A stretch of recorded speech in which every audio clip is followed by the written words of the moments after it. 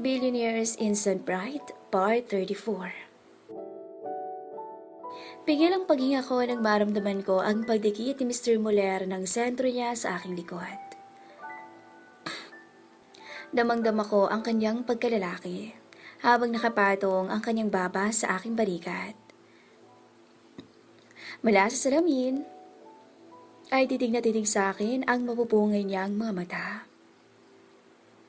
Pagkatapos kong hugasan ang mga kamay ko ay tumitig akong muli sa kanya. Uriel? Nautal kong sambit nang maramdaman ko ang mainit niyang palad na gumagapang mula sa aking balakang pababa sa aking hita. I want more, Christine. Bulong niya sa akin at halos manigas ang katawan ko nang tumamang mainit niyang hininga sa aking leeg. Your hands weren't enough to tame me. Dagdag niya at marahang inamoy ang leeg ko, dahilan para tuluyang manayo ang balahibo ko.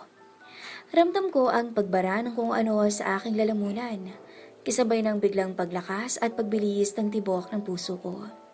Idagdag mo pa ang mumunting init na tila muling nasindihan ng pangaakit niya, at ngayon dahan-dahang kumakalat sa aking sistema. Nakatitig lang ako sa malaking salamin ng banyo. Kitang-kita ko kung paano kulungin ng dalawang braso niya ang aking maliit na katawan, kung gaano kalaki ang deprensya ng laki at tangkad ng katawan namin. Napalunok ako at huminga ng malalim para pakalmahin ang sarili ko. Hindi ako pwedeng magpadala sa init at tawag ng laman. Ayaw kong isipin niya na ganoon ako kadaling babae, na konting kalabit lang ay bibigay na. Uriel, let me go of me. May inaong sambit ko bago ko maraang inalis ang palad niyang masuyang inahaplos na ang hita ko. Pinagbigyan na kita sa gusto mo. But what you're asking right now is too much. Dagdag ko bago tumalikod para harapin siya. Akmang kakabigin na sana niya ang bibig ko pero umiwas na ako. I said stop it. Mading sabi ko. Why? Tanong niya habang nakatingin ng diretso sa aking mga mata. Nag-uumapaw pa rin sa init at pagnanasa ang kanyang mga mata. Why are you stopping me? Bulong niya at muling ninilapit ang mukha sa akin, pero iniharang ko ang palad niya. Dahil hindi ko alam kung ano ang sasabihin ko. Pilit akong nangangapa ng mga salita pero wala akong maisip. Nablangko ako. Dahil, masuyo niyang tugon bago niya inabot ang kamay ko. Pagkatapos ay pinakita niya sa akin kung paano niya dilaan ang palad ko, papunta sa pagitan ng hinlalaki at hintuturo ko. Nakagat ko ang labi ko nang makaramdam ako ng kiliti mula roon. Tell me why you want me to stop. Pabulong niyang dagdag bago dinampuyan ng halik ang likod ng palad ko. Pagkatapos ay dahan-dahang naglandas ang mga halik niya pataas sa braso ko. Because I don't want to do it. Tugon ko. Pigil ang paghinga ko dahil sa kaliting dala ng mga halik na ginagawad niya sa aking braso. Really? Tumigil siya sa paghalik at muling tumitig sa akin. Sumilay sa mapupulan niyang mga labi ang isang mapaglarong isip. But why does your body says otherwise? Dagdag niya bago siya humakbang palapit sa akin. Agad naman akong umatras, pero napako na ako sa kinatatayuan ko nang bumangga ang likod ko sa sink. Wala na akong mapupuntahan pa, kaya sinalubong ko na lang ang nakakalunod niyang titig. If you really don't want to do it, then does your body feel so hot? Masuyong sabi niya bago niya pinatong ang palad sa aking kaliwang dibdib. Why does your chest pound so hard? Muli akong napanunok bago ko nilagay ang dalawang palad ko sa dibdib niya para sana itulak siya palayo. Pero hindi ko yung nagawa. Tinupok ng init sa kaloob-looban ko ang natitira kong lakas. Maging ang matuhod ko ay nanganganib na bumigay dahil sa temptasyong dala niya. You want to do it again, don't you? Mapaglaro siyang umisi sa akin bago siyang muling humakbang. Maranyang dinikit ang hubad na katawan sa akin. Do you want to feel it again? The heat, the pleasure. Mapang-akit niyang sambit bago siya dahan-dahang yumuko para ipagbantay ang mga mukha namin. Just say yes, and I'll give it to you. Bulog niya sabay dila sa aking panga, pataas sa aking tenga. Nanigas ang katawan ko dahil hindi ko mapigilang mangilabot sa ginawa niya. Mas lalong sumidhi ang init na tumutupok sa kaloob-looban ko. Nanunuyo na ang lalamunan ko at lumalalim na ang aking paghinga. Napahawak na ako sa dulo ng lababo para suportahan ang lakas ko dahil anumang oras ay ramdam kong bibigay na ako. Ayoko mang aminin pero nakakapanghina ang presensya niya. Idagdag mo pa ang panunumbalik ng mga imahe ng maiinit naming tagpo. I'll take your silence, yes. Muli niyang bulong sa akin bago niya marang kinagat-kagat ang ibabang dulo ng aking tenga. Kasabay ng pagdantay ng mainit niyang mga palat sa aking magkabilang balakang. Napapikit ako at umuwang ang bibig ko nang masuyo niyang sipsipin ang dulo ng tenga ko. Hindi ko na napigilan ang sarili ko at napakapit ako sa balikat niya gamit ang aking isang kamay. Nang simulan niyang halikan ang aking leeg. Napatingala ako habang kagat-kagat ang labi ko. Nakakiliti, nakakapag-init. Iyon ang mga sensasyong naramdaman ko sa ginagawa niyang pagpapaligaya sa akin. Sa sobrang pagkalunod ko sa sarap na hatid nun, ay hindi ko na napansin na naibaba na pala niya ang pajamas ko. Doon ko lang to na malaya nang maramdaman ko ang isang palad niya na humaplos na sa pagitan ng mga hita ko.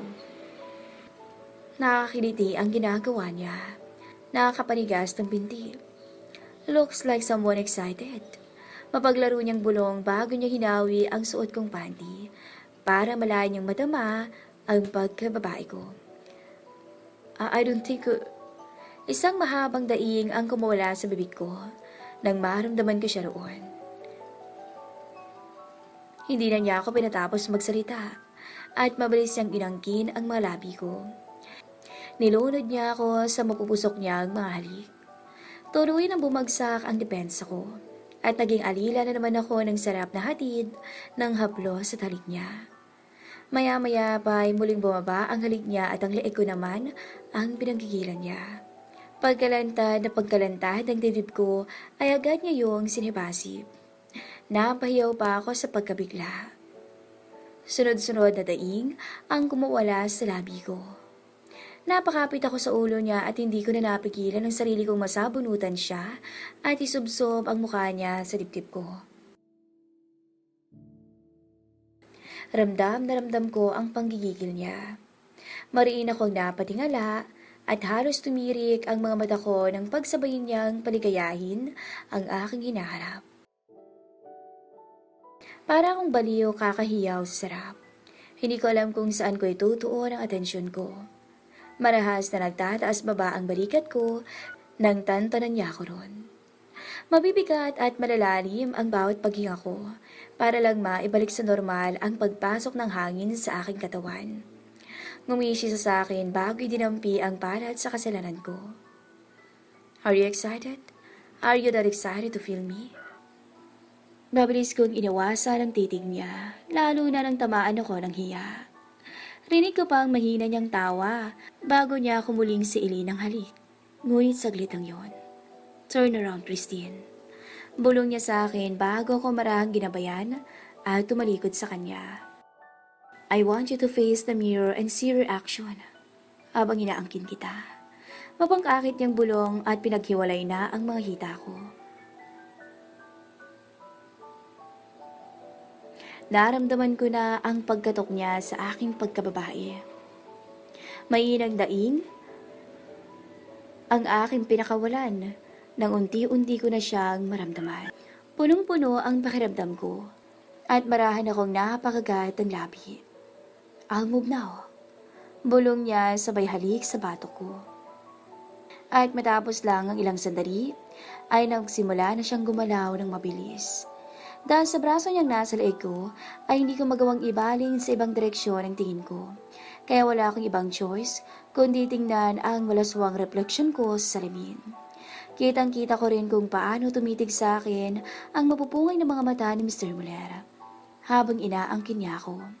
Ayoko mang aminin, pero angat ng posisyon namin. Ilang sandali pa ay hindi ko na napigilan ang mapadaing. Malakas akong napapahiyaw.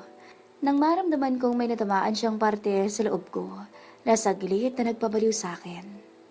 Halos mabaliw-baliw ako kakahiyaw at maglaway sa sarap. Nanginginig na ang mabinti ko sa tindi ng sensasyong dulot ng ginagawa niya.